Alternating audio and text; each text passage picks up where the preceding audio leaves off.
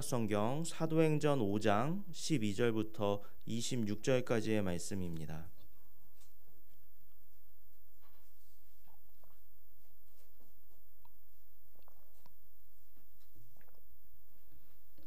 사도행전 5장 12절부터 26절까지의 말씀, 제가 한 절 여러분이 한 절씩 교독하겠습니다. 사도들의 손을 통하여 민간의 표적과 기사가 많이 일어나매 믿는 사람이 다 마음을 같이하여 솔로몬 행각에 모이고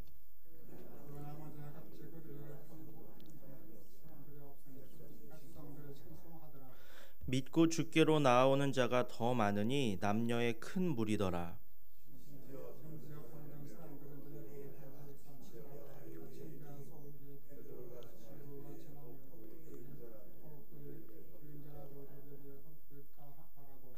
예루살렘 부근에 수많은 사람들도 모여 병든 사람과 더러운 귀신에게 괴로움 받는 사람을 데리고 와서 다 나음을 얻으니라.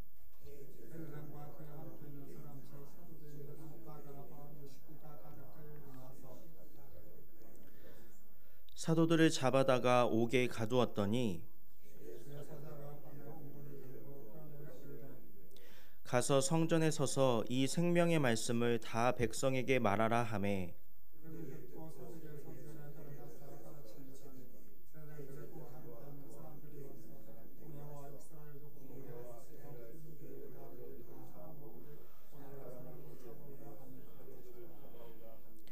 부하들이 가서 옥에서 사도들을 보지 못하고 돌아와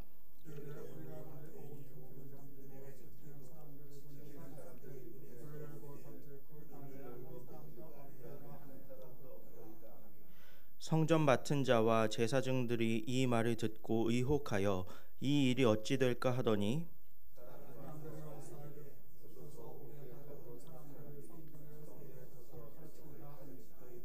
함께 읽겠습니다.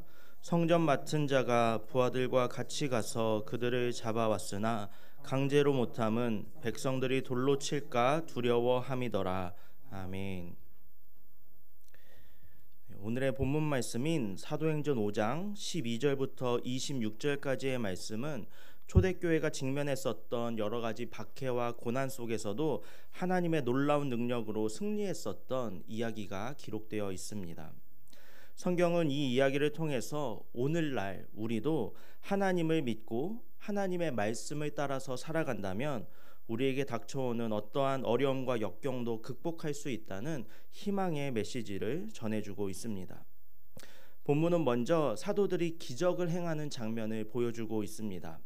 사도들의 손을 통해서 나타나는 많은 표적과 기사로 인하여서 초대교회는 점점 부흥해 나가게 됩니다. 본문 12절과 13절 말씀을 다시 한번 보겠습니다.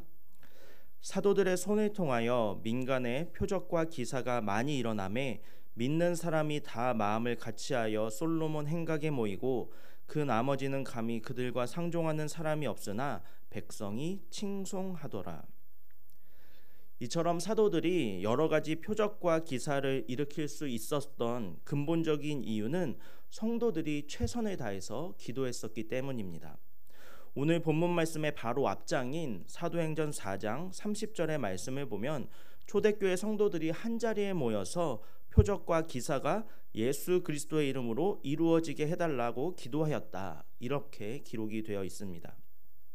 그리고서 이어지는 오늘의 본문 말씀에서는 이 기도가 응답되어서 사도들의 손을 통하여서 표적과 기사가 나타났다, 이렇게 설명하고 있습니다. 그렇게 표적과 기사를 행하고 복음을 전했었던 베드로와 사도들은 이들을 시기하고 초대교회의 성장을 두려워했었던 대제사장들과 사두개인들에 의해서 감옥에 갇히고 말았습니다. 하지만 감옥 속에 있었던 이 사도들을 위하여서 하나님께서 기적을 베풀어 주셨습니다. 본문 19절과 20절 말씀입니다. 주의 사자가 밤에 옥문을 열고 끌어내어 이르되 가서 성전에 서서 이 생명의 말씀을 다 백성에게 말하라 하매. 하나님께서는 당신의 사자를 보내셔서 감옥의 문을 열어주셨습니다. 그리고 사도들을 구원해 주셨습니다. 그리고 하나님께서는 사도들에게 계속해서 생명의 말씀인 복음을 전하라, 이렇게 명령하셨습니다. 비록 사도들은 종교 지도자들에 의해서 감옥에 갇혔지만 전능하신 하나님께서는 사도들을 구원해내시며 생명의 복음 전파를 계속해서 이어나가셨습니다. 이처럼 세상의 그 누구도 하나님의 앞을 결코 막아설 수 없다는 그 사실을 믿으시기를 바랍니다.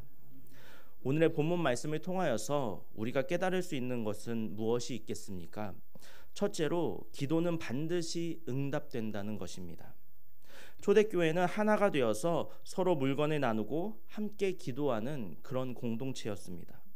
바나바와 같은 사람은 자신의 밭을 팔아서 교회에 바쳤습니다.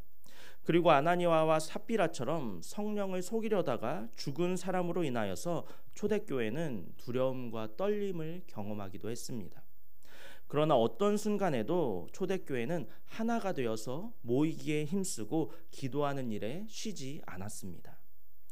이들의 기도는 복음이 전파되기 위하여서 하나님께서 표적과 기사를 베풀어 달라는 것이었습니다. 자신들의 인생이 풍성해지고 자신들이 복을 받아서 많은 것을 가지고 누리기를 위해 기도하지 않았습니다. 자신들이 가지고 있는 어떤 인생의 문제가 해결되기를 위해서 기도했던 것도 아니었습니다. 오직 복음이 전파될 수 있도록 하나님께서 표적과 기사를 나타내 달라고 그 목적을 붙들고서 기도했었던 공동체가 바로 초대교회 공동체였습니다. 이러한 그들의 간절한 기도를 들으신 하나님께서는 오늘 본문 말씀에 기록되어 있는 것처럼 표적과 기사를 행하시면서 복음이 더욱 널리 전파되도록 하셨습니다. 성도들의 기도가 하나님의 은혜로 응답되었던 것입니다. 이처럼 하나님께서는 성도들의 간절한 기도에 반드시 응답하십니다. 특별히 하나님의 나라와 복음을 위해서 기도할 때 하나님은 절대로 잊지 않으시고 역사를 베푸시며 응답하십니다.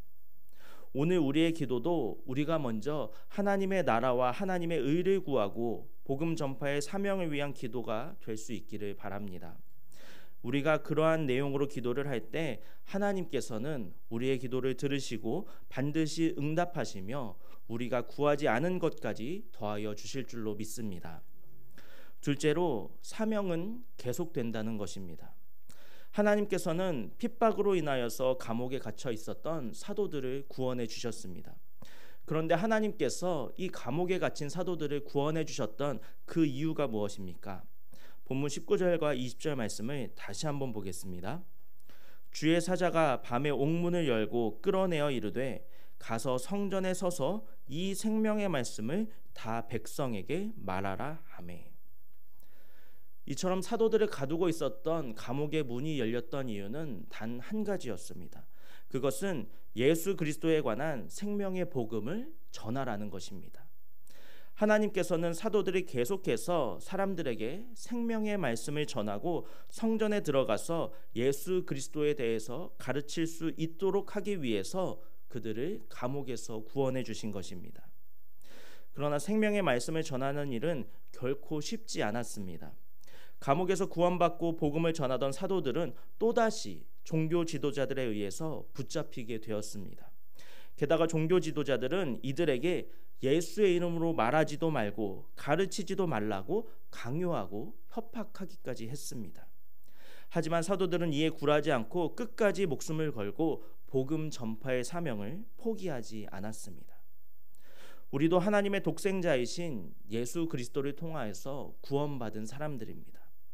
그런데 우리가 먼저 구원받은 그 이유가 무엇이겠습니까?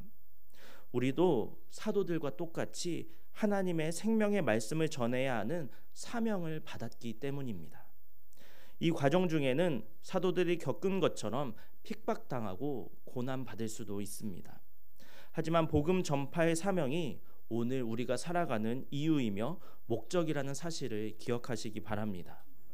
우리의 사명이 오늘도 멈추지 않고 계속된다는 그 사실을 기억하시고 우리가 살아가는 하루하루의 인생과 우리가 행하는 언행을 통하여서 생명의 말씀을 전할 수 있는 저와 여러분이 되시기를 바랍니다.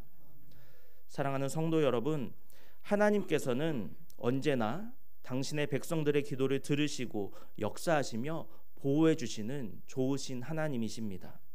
하나님의 은혜로 사도들의 기도가 응답되고 그들의 복음 전파 사역이 멈추지 않았습니다. 이와 마찬가지로 오늘 우리도 하나님의 뜻을 위해서 기도하고 복음의 전파를 위해서 힘을 쓸 때 하나님은 우리의 기도에 반드시 응답하시고 놀라운 기적으로 역사하시며 우리를 통하여서 복음이 전파되는 놀라운 일들을 이루어내실 줄로 믿습니다. 하나님을 의지하며 기도로 하루를 시작하고 우리가 살아가는 오늘 하루의 인생을 통하여서 복음의 전파를 위해서 힘쓰는 주님의 복된 자녀들이 되시기를 예수님의 이름으로 축복합니다. 함께 기도하겠습니다. 우리의 기도에 응답하시고 역사하시는 전능하신 하나님, 오늘 이 새벽에 주님의 뜻을 이루고자 함께 모여 기도합니다. 우리의 기도를 통하여서 하나님의 놀라운 역사가 나타나게 하시고 나의 가족과 나의 이웃들에게 복음을 전할 수 있는 기회를 허락하여 주시옵소서. 오늘도 하나님을 의지하며 하나님의 영광을 드러내며 생명의 복음이 나를 통하여서 전파되는 놀라운 일을 이루실 하나님을 찬양합니다. 오늘 하루의 삶도 우리와 동행하여 주시고 주님의 일을 우리의 삶을 통하여 이루어 주시옵소서. 예수님의 이름으로 기도합니다. 아멘.